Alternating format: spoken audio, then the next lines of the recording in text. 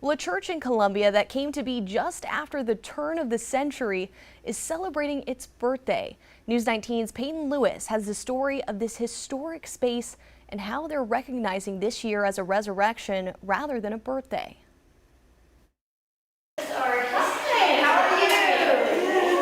Ascension Lutheran Church is celebrating this weekend. Okay, this church will be 111. The church has been around for more than a century and has seen the community through a lot over the years, according to Pastor Jackie Utley, who has been the pastor for the last decade. The church held an auction, a cakewalk. They even had the 1632 ink etching, The Raising of Lazarus, on loan for Saturday's festivities. And just as Lazarus is being raised from the dead in the painting, Pastor Utley is hoping the church will undergo a revival. This 111th year is just so important to us for the fact that the church had talked about possibly closing here. It's a senior congregation for the most part. Yeah, so it's not like we have teenagers or no adolescents. The only child, though, little Lily, she's 9 years old. Lily, she'll be 10 years old this year. I like being the only child in the church, but I do wish there were more kids because, that way I can have,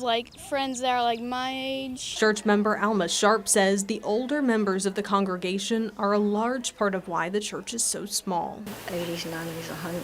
We lost I say we lost 25 to 30 members in the past 8 years. I mean, you might see whole families on Easter. That being said, Alma and Lily aren't the only ones hoping that their birthday wish for the church comes true. Amber Davidson attended the church as a child and hopes instead of a birth year, this can be a rebirth year instead. You know, it was very much alive, and we want to bring that life back to the church. We have life here, but it would be nice to have our pews filled again. Reporting in Columbia, Peyton Lewis, News 19 WLTX.